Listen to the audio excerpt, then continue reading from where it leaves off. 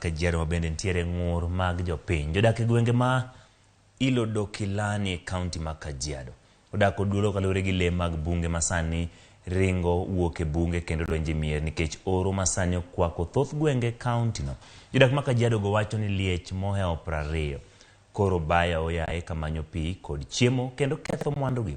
Wach mamono gi nindo ka chuno gi ni nyaka girit mwandugi e kinde mag otieno. Bende giwacho ni lego muko dundu mag pi ka koro gichich ni kata pi matin magisebedo ka giyudo kidek ng'adore kinde ma oro bende medore thoth gwenge ma pacho ka gikwayo piny owacho mondo kony rito lego kendo mondo din ne lego e bunge.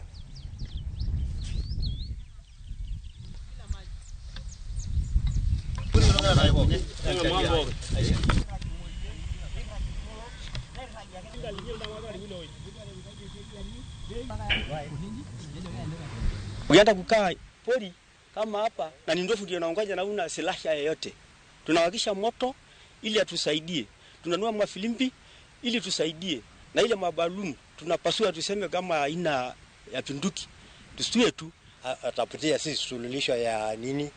Ya ndovu na sisi Masai na ng'ombe.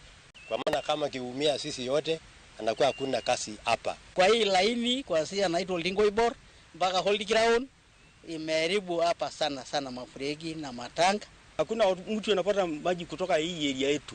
Watoto, ng'ombe, mbuzi, mapaipa na ngoa wanakunywa maji hapo. Ng'ombe hapati maji. Tunahangaika na kiangazi na ng'ombe wanaanza kukufa sababu ya kiangazi ama ya kiu. Ilikuwa na machungwa karibu 300 hapa. Saa hii ni miti tu zinasimama, hakuna kitu. Ilikuwa na avocado ya Hass. Zilikuwa about 80.